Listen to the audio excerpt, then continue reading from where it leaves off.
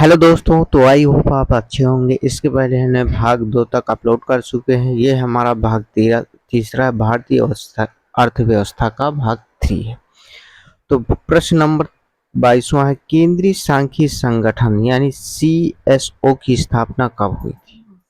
केंद्रीय सांख्यिकी संगठन CSO की स्थापना कब हुई थी? अब देखिए, केंद्रीय में क्या छुपा है? एक, यानी एक की मात्रा छुपी है, यानी एक छुपा हुआ है केंद्रीय में एक। अब देखिए ऑप्शन में एक कहाँ आ रहा है, तो ऑप्शन में एक आ रहा है 1951, यानी ऑप्शन नंबर बी इसका सही जवाब होगा। हम प्रश्नों के सीरीज के साथ साथ उसकी डिटेल में व्याख्या भी देखते हैं। तो केंद्रीय सांख्यिकी संगठन का फुल फॉर्म भी परीक्षाओं में पूछा जा सकता है। तो सेंट्रल स्टैटिक ऑर्गेनाइजेशन, यानी सेंट्रल स्टैटिक ऑर्गेनाइजेशन CSO के, और इसकी स्थापना 2 मई 1951 में हुई थी। कब हुई थी? 2 मई 1951 में। तथा इसका मुख्यालय नई दिल्ली में स्थित है। बस यही इम्पोर्टेंट है। और प्रश्न नंबर, यदि हमारे चैनल में आप नए हैं तो प्लीज चैनल को लाइक एंड सब्सक्राइब कर लीजिए, क्योंकि इससे आपको फायदा ही होने वाला है। प्रश्न नंबर 24 है, भारत की राष्ट्रीय आय का अनुमानित होती है। भारत की राष्ट्रीय आय अनुमानित होती है।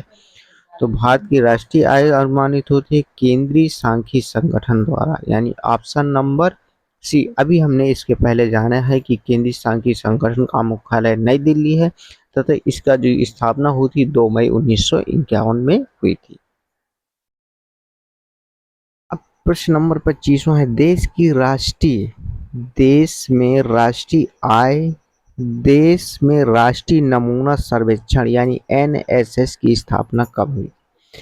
देश में राष्ट्रीय नमूना सर्वेक्षण NSS की स्थापना कब हुई? देखिए, नमूना व्यक्ति कौन से होते हैं? जो 50-50 के होते हैं, यानी दोनों तरफ के होते हैं, वही व्यक्ति नमूना होते हैं। गांव देहात में ऐसा जस्ट रिलेट करने के लिए तो हुई थी। तो कब हुई थी? 1950, यानी 50। जस्ट रिलेट करने के लिए, जिससे परीक्षा में प्रश्न आप सॉल्व कर सकें। प्रश्न नंबर 26 है, 1950 से 1990 की अवधि के दौरान GDP में कृषि का आनुपातिक योगदान उल्लेखनीय रूप से क्या हुआ है? तो इसका घटा है, क्योंकि जैसे जैसे औद्योगिक क्षेत्र यानी तृतीय सेक्टर, सेवा क्षेत्र का विकास बढ़ता है तो प्राथमिक क्षेत्र का घटता है। तो कृषि क्षेत्र हमारे कहे में आता है? प्राथमिक क्षेत्र में, यानी प्राकृतिक में, जहां से प्राइमरी यानी कच्चा माल प्राप्त होता है। तो सेवा क्षेत्र का जैसे जैसे विकास होता जाता है, यानी विकासशील देश यदि विकसित हो रहा है तो उसमें सेवा क्षेत्र यानी तीसरे सेक्टर का GDP में अनुमानित योगदान बढ़ेगा और प्राथमिक सेक्टर का घटेगा। तो इसका सही जवाब होगा ऑप्शन नंबर डी।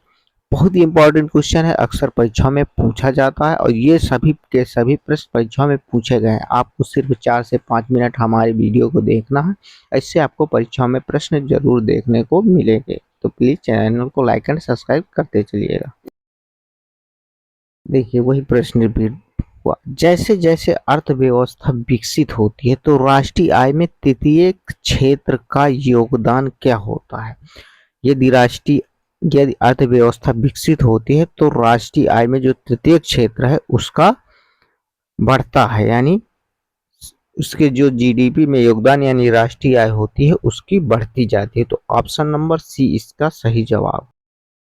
ये लिखा, जैसे जैसे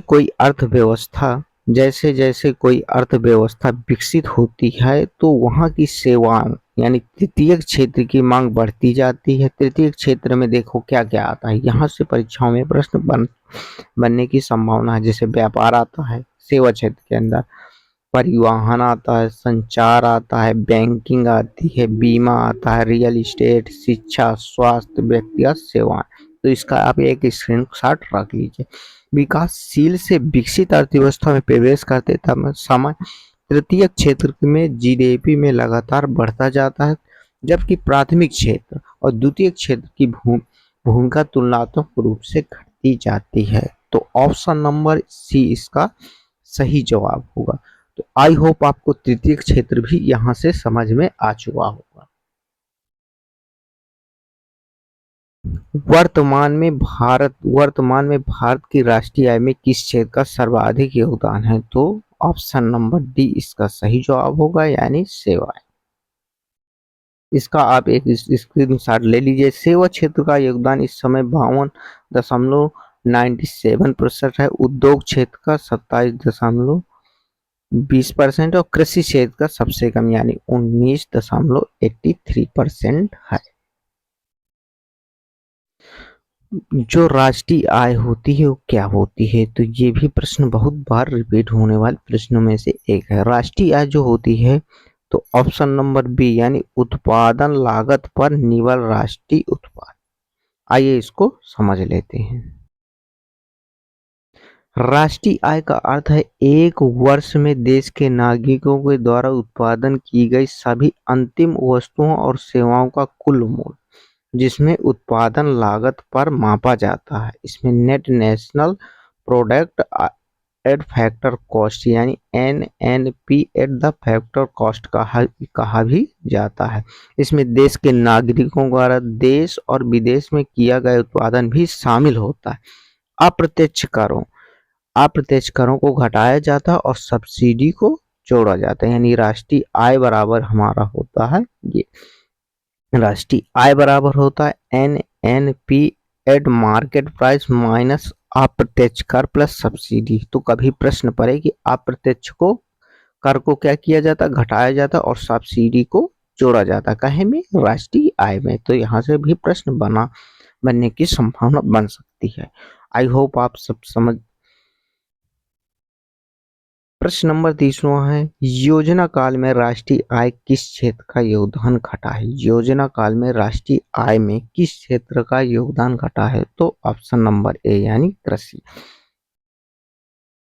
तो योजना काल 1951 में आरंभ के दौरान भारत की राष्ट्रीय आय GDP कृषि क्षेत्र का अनुपातिक योगदान लगातार घटता जा रहा है। जहाँ प्रारंभिक वर्षों में कृषि का योगदान 50% से अधिक था, वहीं वर्तमान में घटकर 19.83% हो गया है। यानी यही समझिए कि यदि प्राथमिक क्षेत्र यानी कृषि क्षेत्र में GDP में उसका योगदान घटता जा रहा है तो देश विकसित हो रहा है, यानी विकासशील से विकसित और जा रहा है। यानी सेवा क्षेत्र जैसे बैंकिंग है, परिवहन है, संचार आदि का योगदान लगातार बढ़ता गया है। वर्तमान में GDP का सबसे बड़ा हिस्सा भी सेवा क्षेत्र है।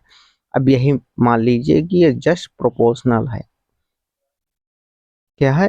इनवर्सली प्रोपोर्शनल है। यदि प्राथमिक का बढ़ेगा तो तृतीयक का घटेगा, यदि तृतीयक का बढ़ेगा तो प्राथमिक का घटेगा।